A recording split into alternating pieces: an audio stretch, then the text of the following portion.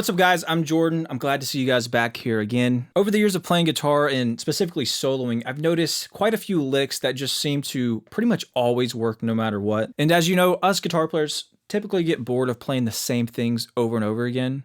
But somehow these licks, in my opinion, or at least for me personally, they seem to always work, and I really don't ever get bored playing them. They just sound good. They're fun to play. They're easy, and they allow me to not like think so much when I'm playing. I can just enjoy playing guitar and having fun, and I know they're going to sound good. So today I wanted to compile 5 of those licks. There are many more that hopefully in the future I'll cover as well, but these are 5 licks that I just seem to use all the time, very confidently. They sound good, and to me they're must-know licks for all guitar players of all levels. And as we go through the 5 licks today, please let me know down below in the comments which lick is your favorite. All right, the first one you've definitely seen, but we're gonna do it in 3 different variations. One's like the classic variation, and then some are some cool little modern update twist to it that I find really, really valuable as well. But you've absolutely seen these before, and it's super, super valuable, especially in blues rock.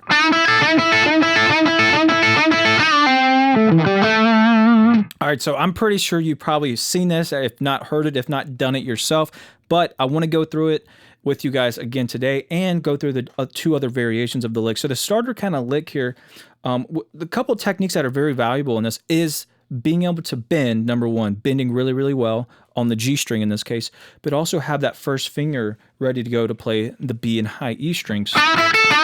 That ability right there is very valuable in soloing.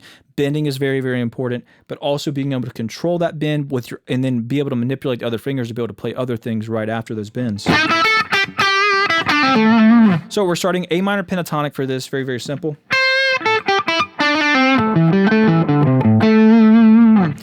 And we're G string 7th fret with a whole step bend. So we're picking it with a downstroke and then do a whole step bend.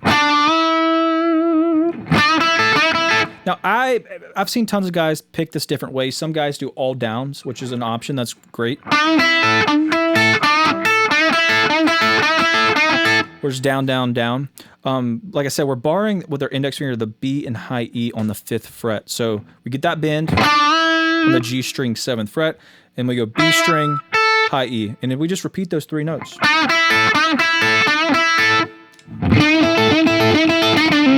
Oh, I like that pickup.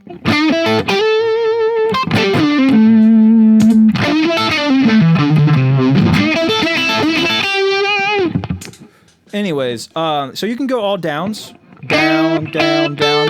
I think I go down, down, up, which is kind of bizarre, but that's just what I do.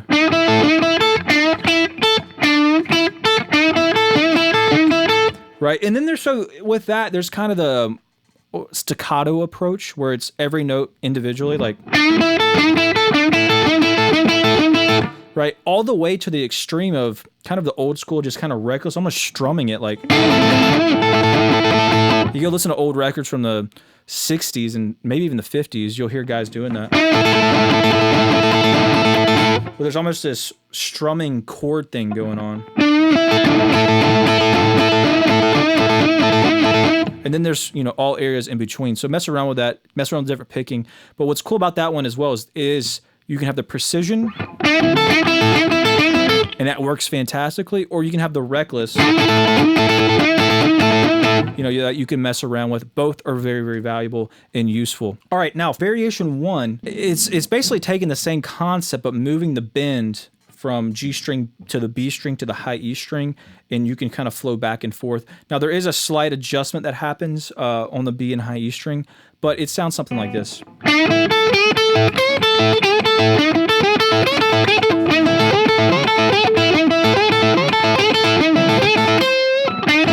So the first shape on the G string bend is the exact same, right? Now what I do is, when I go to the B string 8th fret, do a whole step bend again, and then I go high E to B. That's where the change is.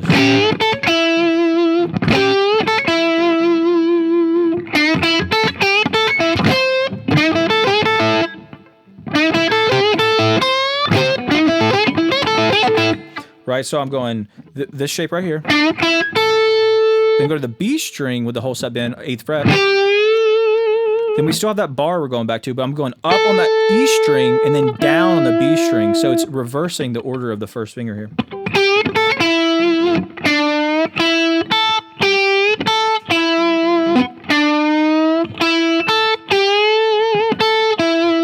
the high E with a whole step bend, or you could do a kind of half step bending. They both kind of work, depends on the context. Just say whole step for now. Then I do this even weirder. Just it's kind of when I catch myself in the moment. I don't know. It's tricky the picking on the last one here for me. It looks like I'm going up, down. That might be wrong. Mess around with it yourself with the picking. It's kind of weird. No, I did it down there. Okay, so maybe it's down, up, down. Okay, I don't know. It's kind of tricky. My hand does its own thing randomly in context. So, but anyways, that's the last shape. So it's a bend on the high E, 8th fret to 5, 5. So 5 on the high E, 5 on the B. And you can just cycle between all of those.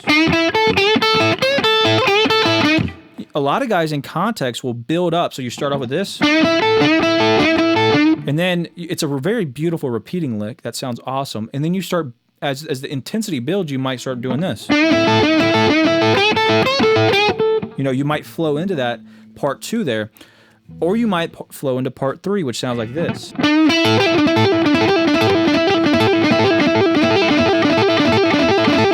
Right, something along those lines.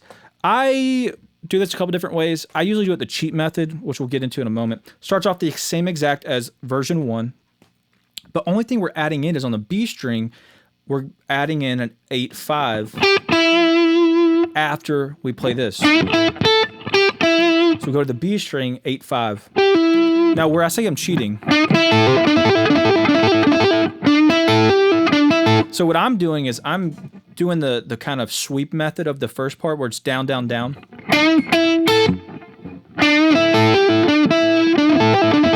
And then I'm hammering on from nowhere the 8th fret B string and then pulling off the 5. So I'm not even picking that string. It's just something kind of like what you'd see Eddie Van Halen do, like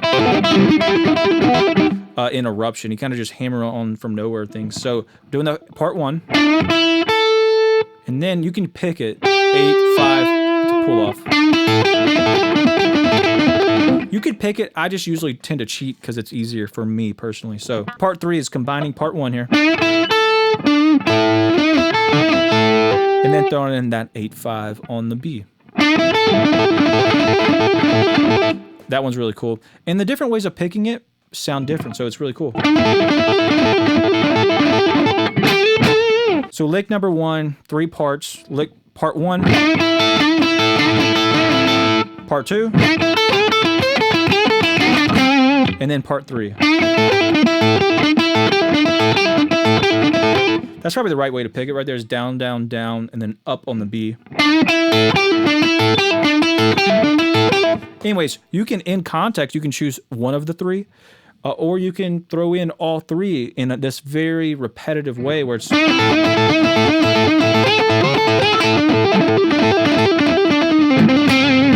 Right, you can start just flowing in and connecting all those, and they work fantastically. Before we get into lick number 2, I wanted to let you know that I just released a guitar course called The Intro to the Ultimate Guide to Alternate Picking. So right now I'm currently developing, to me, the most thorough alternate picking course that I could possibly create. But over the years of teaching different students, I've noticed foundational problems with alternate picking. So I wanted to build a separate course that refines the foundation of alternate picking so you can make sure that when you're building speed and you're trying to develop your alternate picking, it's not a technical problem that needs to be addressed. So if you're interested in learning more about alternate picking and developing the proper technique, I have a link to my course down in the description below. I'd love for you guys to check it out and let me know what you think.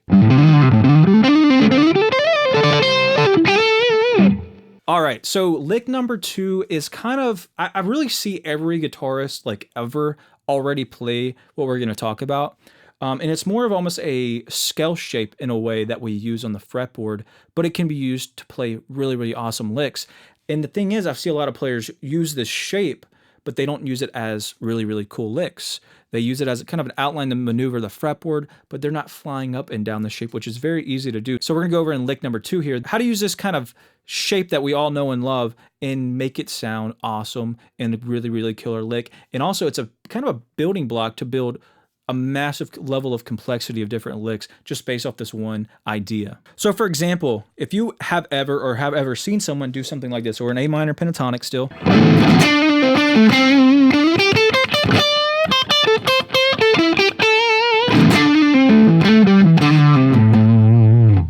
right, so if you ever seen anybody do that, or if you've done that yourself in A minor pentatonic or any other pentatonic, you have done what I call the octave sweet spot. Now, it's not use it as a really, really cool lick like it could be like this. There's also many, many other ways we could use it to make super, super cool licks. But the reason I call it the octave sweet spot is, number one, for phrasing, like you saw previously that you see most people use.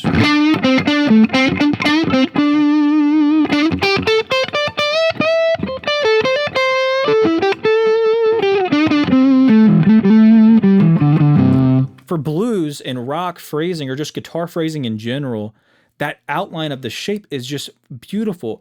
A lot of times the next step out of just being in position 1 pentatonic is moving to this octave sweet spot position.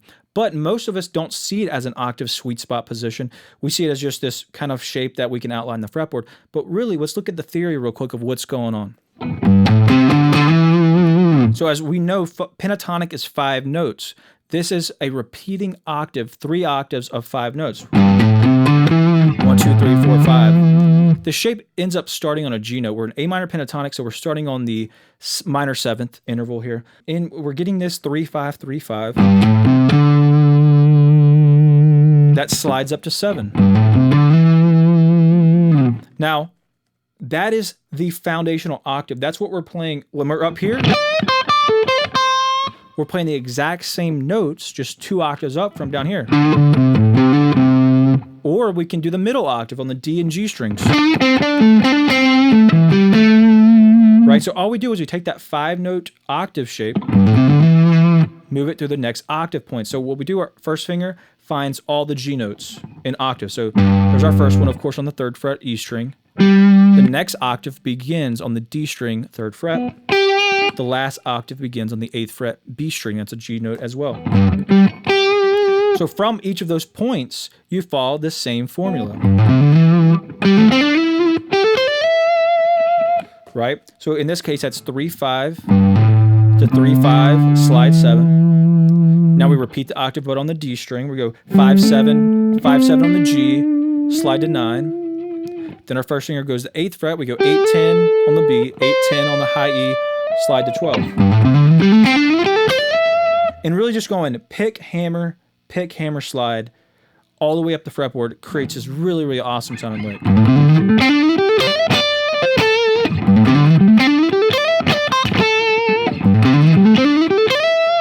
You can also reverse it, right?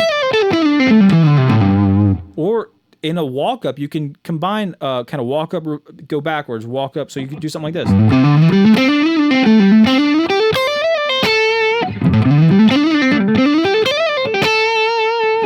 Right? It sounds really, really cool. We already use this shape. We just got to develop it as a really, really cool lick. Now, I'm not going to go through all the ways we can maximize and expand on this shape, but I just want you to start off with that. Seeing this as a great octave sweet spot lick, and this is this kind of starter lick, is that pick, hammer, slide, pick, hammer, slide, pick, hammer, slide, and then reverse. Practice that.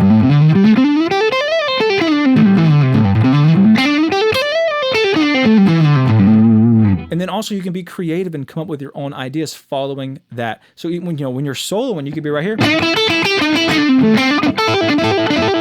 that first lick,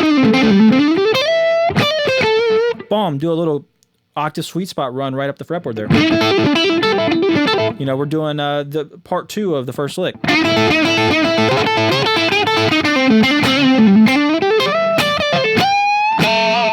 Right? It's so beautiful. Just flow this in there. Or maybe you're up here, right? And you want a nice, beautiful, mellow, descending run. You just...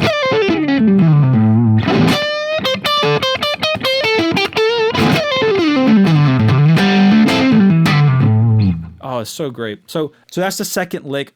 Practice that. Be curious. Be creative. But just take that by itself and apply it to these other licks and the other ideas you already do.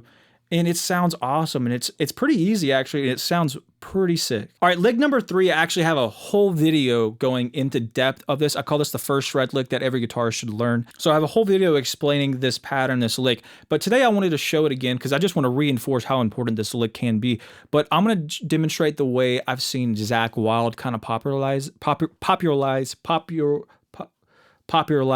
I can't speak, the Zakk Wylde method, which is taking the same pattern, the first shred lick every guitar should learn, and expanding it in this really, really cool way. Because also, just like the last lick, you can expand and maximize pretty much endlessly with that concept. The first shred lick pattern can be expanded upon almost endlessly. You're only limited by your creativity. So let's check it out. All right, so I'm going to jump to E minor for this, just to make the, it's a little stretchy. It makes it a little easier. First shred lick, if you guys don't know, looks like this.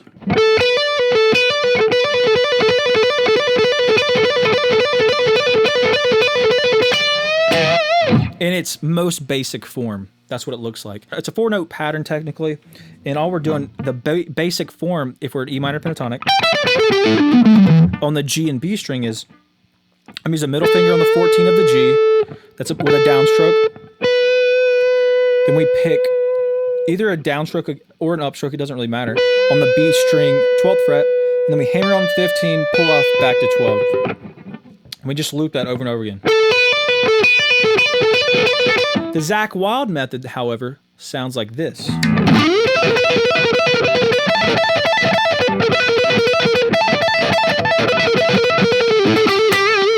Actually, I did it wrong. Let me put a wah-wah on.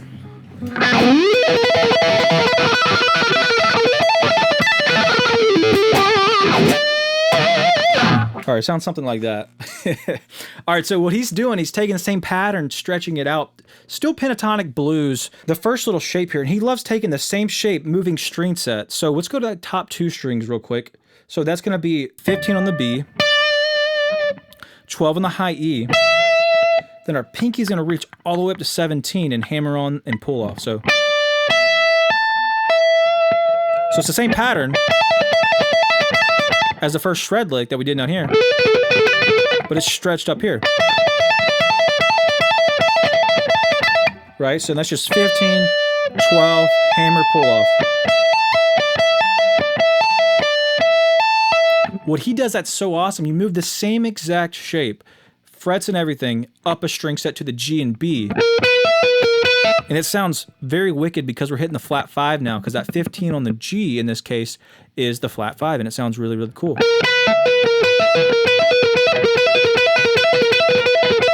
And then, like I said, we put on the wah-wah. Let's put on a univibe too.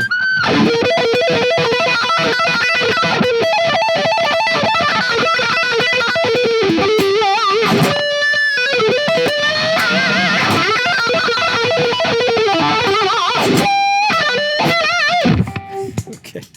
Anyway, so it's really, really cool what he does, and obviously you can build that with different ideas all up the fretboard, but it just sounds wicked. And practice connecting the 2 string sets, because that's what Zakk Wylde does. We'll start up here and it sounds nice, but that Zakk Wylde sounds hitting that flat 5, and it sounds so cool.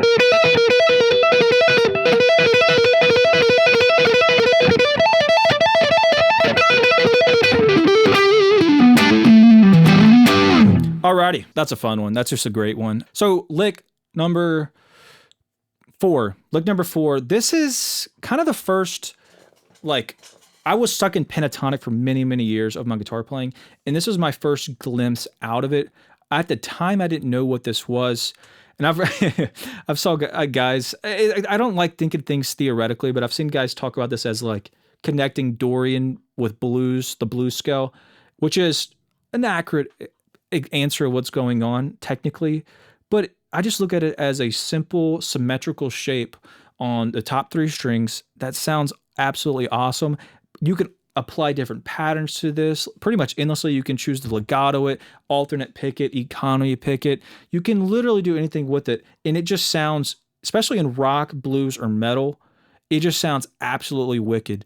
And it's kind of, like I said, this is kind of my introduction to opening up the fretboard and shredding, really. And I thought it would be important to share it with you guys if you haven't seen this. And if you have, maybe I can give you another idea to kind of experiment with it. But it's one of those that just randomly, it always works. It's kind of annoying how much it works and how great it sounds. You know, as us as guitar players, we get bored of playing the same thing over and over again. We want to try new things. But this is just, it sounds good, and it's fun, it's easy, it helps you be in the moment, and it sounds something like this.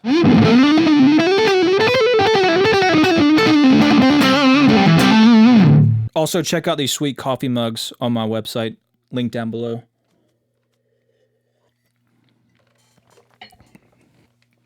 All right, so I threw it in right there. And it's literally, I'm thinking A minor pentatonic here again. Obviously, you can move it to any key. And in this case, it's a whole half shape, and it's just 5, 7, 8, 5, 7, 8, 5, 7, 8. So 5, 7, 8, 5, 7, 8, 5, 7, 8. Now you can use your first middle ring. You can use the first ring pinky. It doesn't really matter. Different contexts might make sense to do different fingerings. But the point is, that's the shape. You can just practice picking the first note of each string, doing hammer-on pull-offs up and down, and it sounds sweet. So just going like this. So I'm just going down, hammer, hammer, down, hammer, hammer, down, hammer, hammer, pull off, pick, pull off, pick, pull off, and then you can just loop that.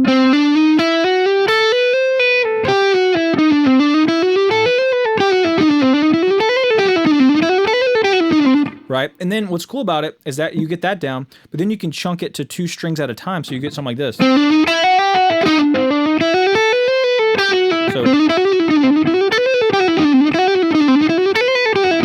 all I'm doing is I'm doing the same exact pattern, but I'm just walking up to G to B, back to G, and then all the way up to the high E and back. So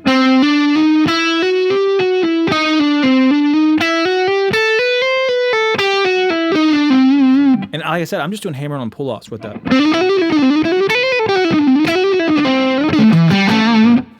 Right, you could do that and then flow into the first, actually, sorry, you can do that and then flow into the octave sweet spot or something.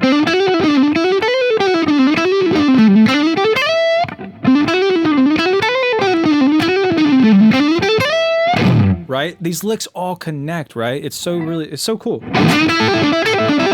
Right, I could be doing one of the variations of the first lick.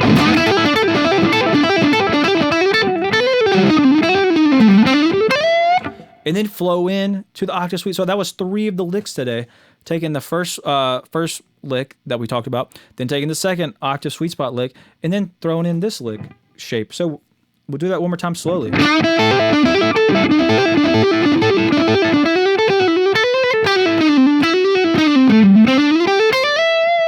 Right, I'm just right there, A minor pentatonic zone. Obviously, I'm adding a lot of extra notes, but that's all I'm seeing is A minor pentatonic.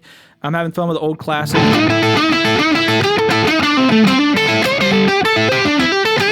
And then whenever I want to, I build up to the whole half. When I want to move up the fretboard, octave sweet spot.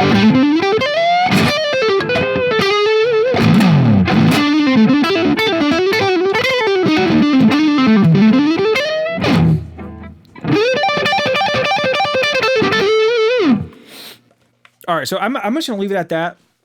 And I want you guys to have fun and experiment with the shape. You can literally do almost any pattern, any concept with it. That shape just sounds great in blues, rock, metal, pretty much always. And it's super easy. It's symmetrical. It flows right into the pentatonic licks you already know. Like I said, we connected 2 pentatonic licks right there from earlier and, connected them all together. That's 3 licks from today, all in one. All of them stand alone beautifully, but they can all connect. That's super important as well. If you're enjoying today's video and like to support me and this channel, please check out my Patreon. It's linked down below. Over there's tons of in-depth guitar lessons, all with tab, and you get early access to all of my videos. Thank you so much. Let's get into the 5th and final lick. All right, for the 5th lick, I was thinking we got to find a way to have a lick that flows all the way across the fretboard.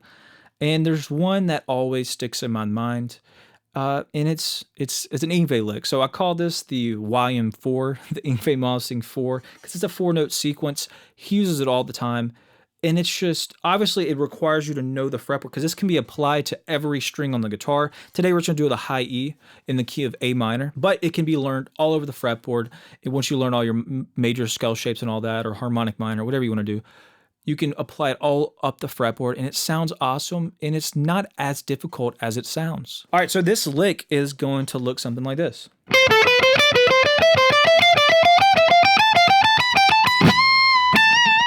All we're doing scale-wise is A minor on one string up the fretboard, but chunked out in these 3-note string shapes. So we're getting this shape, which is a whole half, that moves to a half whole, that moves to a whole whole, that then moves to a whole half, it moves to a half whole, moves to a whole whole, to another whole whole, and then we're back at the start. Right? And it, of course, it's following a pattern. So what we do, the pattern looks like this. It's going to go pinky with a downstroke to upstroke. That's on the B string, or sorry, that's on the high E 8th fret. Downstroke, up on the 5th fret, down on the 7, up on the 8. So that's the pattern for the first shape. Then we're going to jump shapes and do the same thing.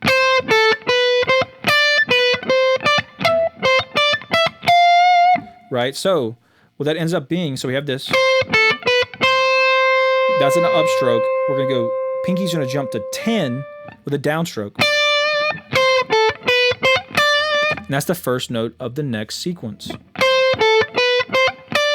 that's down on 10, up on 7, down on 8, up on 10. Now we're gonna jump to 12 with the pinky, and that's gonna be a downstroke. Up on the 8th fret, down on the 10, up on the 12. Now we're just going to move up 1 fret, so we're going to go to the 13th fret. So that's a down on the 13 with our pinky, up on the 10, down on 12, up on 13.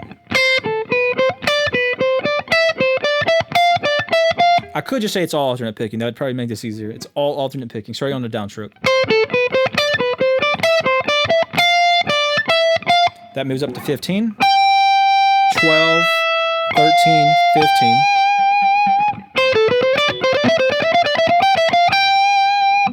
15 on, or sorry, 17 with the down, 13, 15, 17.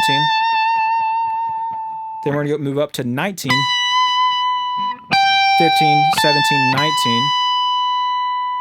Then 20, 17, 19, 20. And then you can just figure out a way to end it. So maybe a bend or something, right?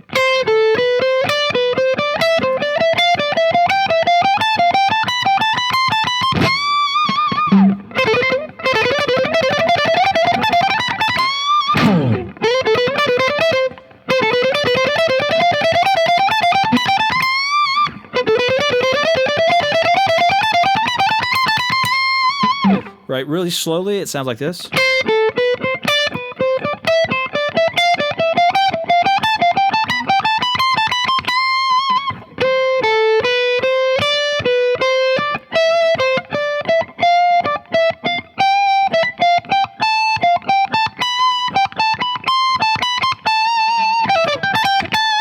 Right, we could kind of take the last lick.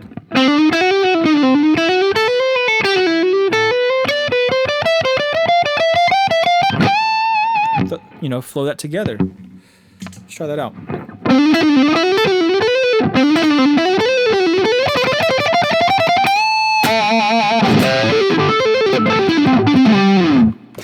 All right, thank you guys so much for watching this video. I hope you got a lot out of it. Please let me know down below in the comments which lick was your favorite. And like I said, I've been playing these licks for a very, very long time.